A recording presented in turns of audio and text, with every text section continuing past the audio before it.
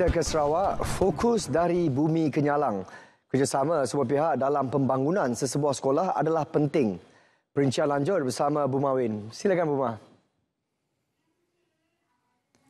Baik, terima kasih Sahi. Kerjasama semua pihak dituntut dalam membantu pihak sekolah membina infrastruktur, kemudahan atau melaksana aktiviti pendidikan dan kokurikulum.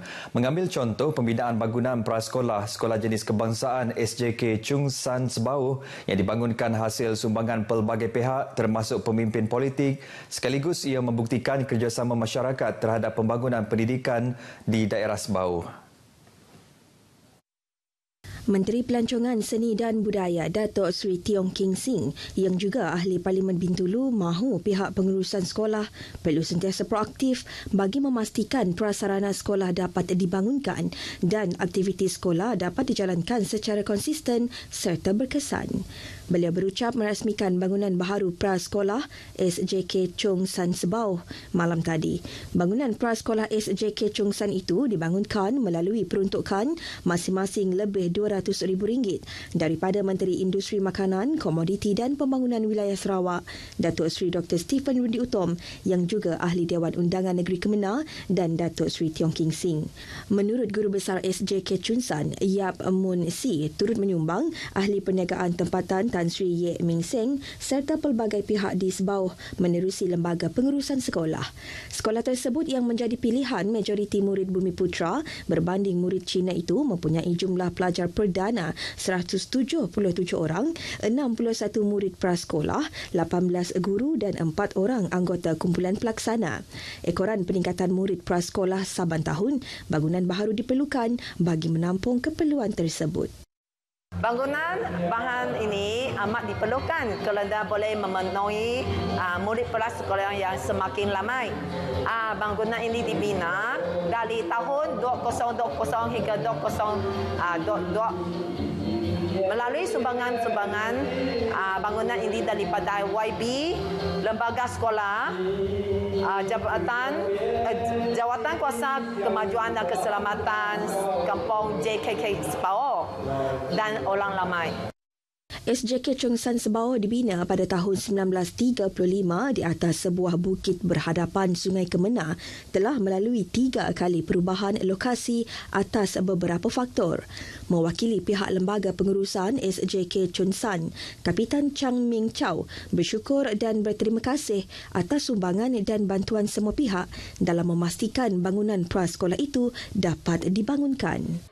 On behalf of the people of Sebauh, I would like to thank Datuk Seri Tiong and Datuk Seri Stephen Rudy and Tan Sri Im Min Sin for the kind support and services all this while, and hope both Datuk Seri and Tan Sri will continue to serve and support us for the better means of Sebauh. Pada majlis itu, Datuk Seri Tiong turut mengumumkan peruntukan RM1 juta daripada beliau dan Datuk Seri Dr. Stephen Rudy Utom bagi pembinaan kuartus kediaman guru yang baharu. Kestabilan politik yang terbentuk daripada kewujudan kerajaan perpaduan mampu menjadi platform penting dalam memberi fokus kepada isu ekonomi dan rakyat. Timbalan Menteri Sumber Asli, Alam Sekitar dan Perubahan Iklim, Datuk Seri Huang Tiong Si berkata, usaha itu penting bagi persediaan menghadapi kemelut ekonomi di samping meneruskan agenda pembangunan yang dirancang.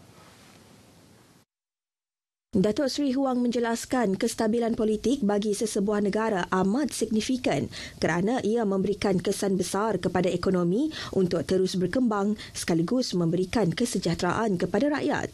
Beliau tidak akan mempersia-siakan peluang dan akan memberi khidmat terbaik kepada rakyat sambil mengakui jawatan yang disandangnya itu merupakan amanah dan tanggungjawab yang perlu digalas dengan sebaik mungkin. Merangkap Ahli Parlimen Sarike, beliau berucap pada majlis sambutan Tahun Baharu Anjuran Parti Bersatu Rakyat Sarawak SUPP di Dewan Sentral Sarike turut menzahirkan penghargaan kepada semua pihak yang memberikan sokongan sehingga membolehkan Gabungan Parti Sarawak GPS memenangi kerusi Parlimen Sarike pada pilihan raya umum yang lalu. Datuk Seri Huang menambah, Tahun Baharu 2023 akan menjadi lebih bermakna sebagai pendorong semangat dan azam kepada seluruh rakyat Malaysia untuk terus berusaha demi mencapai kejayaan dalam kehidupan. Baik, masyarakat Islam di Sarawak terus menjadi contoh kepada komuniti minoriti Islam yang lain di dunia, terutamanya daripada aspek perpaduan. Setiausaha Agung Majlis Dakwah Islamiah Serantau Asia Tenggara dan Pasifik, RISEP, Datuk Marzuki Omar memberitahu masyarakat Islam di Sarawak telah bergenerasi hidup bersama masyarakat bukan Islam sekaligus menyumbang kepada tahap tolak ansur yang tinggi. Pada masa sama, Datuk Marzuki Omar berkata, pelbagai badan bukan kerajaan yang terdiri daripada pelbagai kaum dan agama di negeri ini bekerjasama dalam menjayakan usaha keharmonian menerusi penubuhan unit hal ehwal agama-agama lain. So we want to introduce to the world, look here, we have more than 24 ethnicities. So we want to expose to the world, we have living for generation in harmony. That's the idea behind this lah. Beliau berkata demikian pada sidang media Perhimpunan Agung RISEP ke-19 di Kuching. Persidangan tersebut akan melibatkan sehingga 300 delegasi dari 20 negara termasuk Jepun, Korea Selatan, Singapura, Australia, New Zealand dan Fiji yang berlangsung pada 3 hingga 5 Januari ini. Selain persidangan, para delegasi juga akan melawat beberapa lokasi perpaduan antaranya Kampung Budaya, Masjid Bandar Kuching dan Muzium Budaya Borneo. RISEP telah diasaskan pada 11 November 1980 hasil idea Perdana Menteri Malaysia yang pertama, Tunku Abdul Rahman Putra Al-Haj. Jabatan Kesihatan Negeri JKN Sarawak mengesahkan penahanan seorang pegawai perubatan yang didakwa mencabul pesakit yang sedang menerima rawatan di Kuching semalam. Pengarah JKN Sarawak Dr. Uy Chu Hak dalam kenyataan media, beliau hari ini menegaskan pihaknya memandang serius atas dakwaan yang menyentuh tentang kod etika profesional seorang pengamal perubatan dan juga sebagai penjawat awam. Dr. Uy juga menekankan JKN Sarawak sentiasa memandang berat keselamatan pesakit yang menerima rawatan di semua fasilitinya di negeri ini. Sehubungan itu, beliau berharap kejadian tersebut tidak menjejaskan penerimaan perkhidmatan rawatan dalam kalangan orang ramai. Dalam pada itu, beliau turut menasihati orang ramai supaya tidak membuat sebarang spekulasi kerana kes tersebut masih dalam siasatan pihak polis. Semalam, Polis Kuching mengesahkan seorang pegawai perubatan yang juga merupakan penjawat awam ditahan bagi membantu siasatan selepas dipercayai mencabul pesakit wanita di sebuah institusi perubatan awam. Kejadian dipercayai berlaku kira-kira pukul 11.30 pagi pada Khamis lepas ketika lelaki tersebut sedang menjalankan prosedur pemeriksaan kesihatan terhadap mangsa yang berusia 34 tahun di bilik. Baik saudara, rangkuman siri kedua ini mengetengahkan tentang peruntukan hampir 1 bilion ringgit oleh Kerajaan Sarawak. Ia bagi melaksanakan pakej Bantuan Khas Sarawak Kusayang BKSS 9.0 merangkumi 5 inisiatif bagi tempoh 6 bulan mulai Julai hingga bulan ini. Bantuan yang diumumkan oleh Premier Datuk Patinggi Tan Sri Abang Johari Tonopeng itu adalah untuk meringankan beban kos sara hidup akibat inflasi yang meningkat sehingga 3.2% di Sarawak.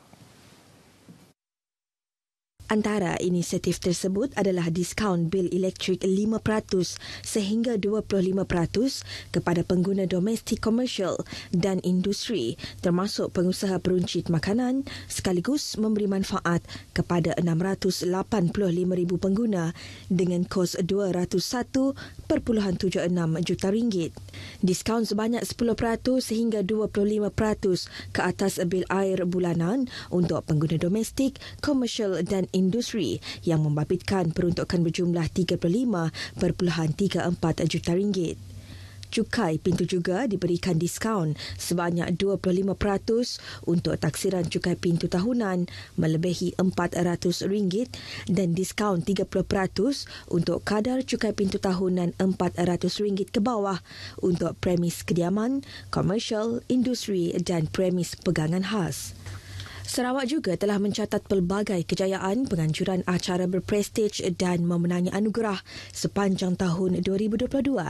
Antaranya 3 anugerah antarabangsa serta pingat emas yang berjaya dirangkul oleh 3 pasukan konvensyen kumpulan inovatif dan kreatif daripada Perkhidmatan Awam Sarawak pada konvensyen antarabangsa mengenai kumpulan kawalan kualiti ke-47 di Jakarta, Indonesia.